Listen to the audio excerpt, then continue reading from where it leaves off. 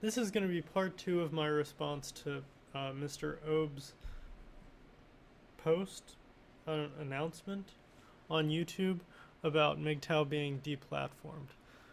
One of the points that Mr. Obes raised was that women might be turned off if we came on too harsh or spoke too critically about women. So you've got to tone down the red pills to be a financially successful MGTOW channel. And that could well be true. I don't know. I run a MGTOW channel. I don't aim for it to be financially successful. I do it because I want an outlet that I can use to creatively express my arguments. And now, to help catch Mr. Obes up on the conversations that he's been missing. So here is a long essay that someone else wrote about why men's rights, the men's rights movement, needs to not succumb to tone policing effectively. And as a corollary, the essay argues that the men's rights movement has failed for 100 years because they have tried to be nice. So, this is a bit satirical. This is my brilliant plan how men's rights activists will succeed. Let's zoom in a little bit. I have a brilliant plan how we will win the war against feminism. We have to be calm, polite, and politically correct, just like feminists want us to. We have to emphasize that women's rights are very important, just like every good feminist does. We must confirm that equality is very good, just like every good feminist claims to. We have to never use curse words so that feminists don't label us misogynists or a hate group. We have to never bring up the negative effects of women's suffrage, just like feminists never do.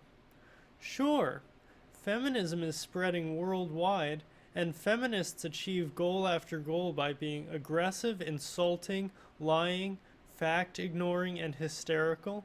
Mr. Obes, you may not know this, but in order to get suffrage, the suffragettes literally bombed post offices in the UK.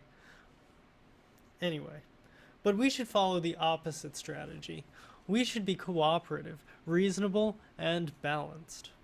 True, radical feminism has now reached the highest levels of government, academia, judiciary, and media, both nationally and internationally, but we should instead write blog articles with yet more well-founded arguments against feminist demands / claims / stupidities. We would do better to write these articles than to analyze by what mechanisms government, business, and society become feminist and misandrist. Misandrist means man-hating. Last, not least, we should call anyone who criticizes my plan an agent provocateur. And that, is how we'll win. P.S. Yes, this strategy has failed since 100 years ago, but I'm sure this time around we will succeed. Backstory. The first MRA group was founded in 1926, the Federation for Men's Rights, and it had goals like equal rights for men, fairer alimony laws, and more rights for fathers regarding paternity tests. Does that sound familiar? These MRAs complained about how authorities side in favor of women, for example, in situations like domestic quarrels, and how too many men sit in prison cells just because of mere accusations by women.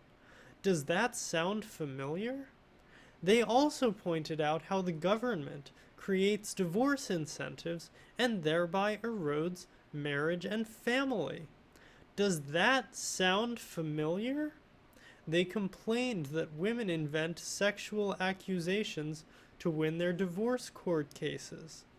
Does that sound familiar? Even the issue of what we now call MGTOW, men going their own way, was raised as it was feared that more and more men would abstain from marriage since women's character had been ruined by feminism. Does that sound familiar? At the same time, MRAs were emphasizing that they were not against women, just against feminism and against modern women who demand all rights and refuse all duties. Does that sound familiar? They denounced the inability of a man to get a square deal in court. They denounced gold diggers, money-hungry wives, ruined homes, children held as hostages to extract the last cent from worried fathers, and the rise of the shyster lawyer, the creation of a new class of parasites. All of these quotes from 1927. Does that sound familiar? MRAs repeat the same statements ever since the 1920s. Let me rephrase. MRAs hold probably the world record for being the most unsuccessful bunch of guys ever. They repeat and do the same stuff over and over again since the 20s of the last century. And already in the 1920s, anti-feminists remarked that the problem had begun decades ago. MRAs failed to achieve anything in the last 100 years. Instead, it all got worse year after year, while feminists got all their wishes fulfilled, most of them without even sweating, from harsher divorce laws to anti-man quotas in Parliament. And why do MRAs lose for decades? Because they're stupid. They assume that they can win against feminism by repeating what feminists say, or what feminists want them to say. That they can fight against feminism with better arguments, when feminists win with bad arguments, or even with scientifically disproved nonsense.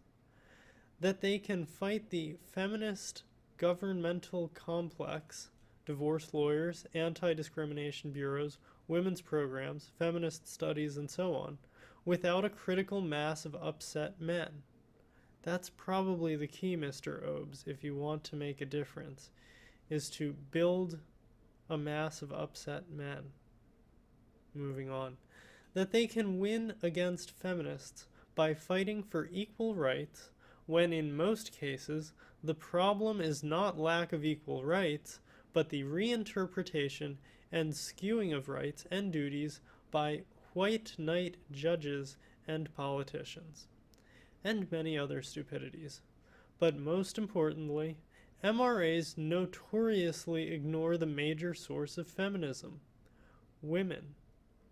Normal, average, everyday women. For the record, epistemologically, if you don't put feminism at the feet of women, you find yourself in a quagmire of conspiracy theory. Not to say that it's necessarily wrong to say that there have been figures pulling the strings behind the feminist movement, but it's a difficult argument to make, and I've only seen it done once, and well, I would be curious to think where Mr. Obes thinks feminism comes from. Who is responsible for it, for this monstrosity? The artificial distinction between good women and bad feminists is the biggest mistake made by MRAs. Most women support most feminist ideas, from divorce laws to expansion of welfare for women.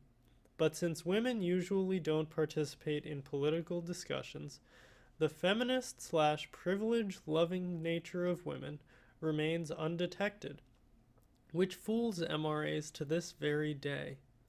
Don't trust worthless affirmations like, "I'm not a feminist," or "I, too, don't like those crazy feminists." Don't even trust your own judgment, like, "She's an intelligent woman. She would never support feminism." Instead, oh,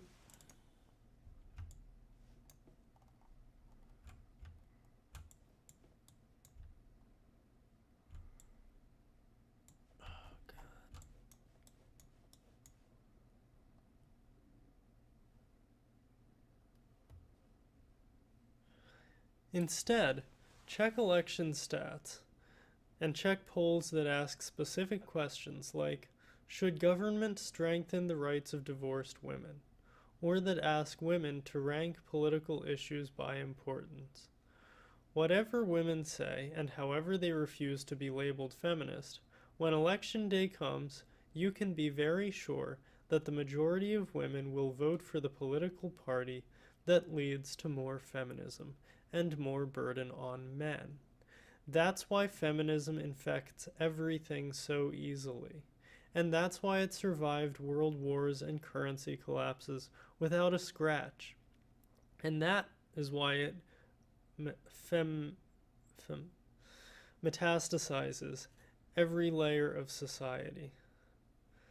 And that's why it stays endemic. And that's why nearly every area with a high influx of women automatically becomes feminist. It's because feminism is ingrained in the nature of women.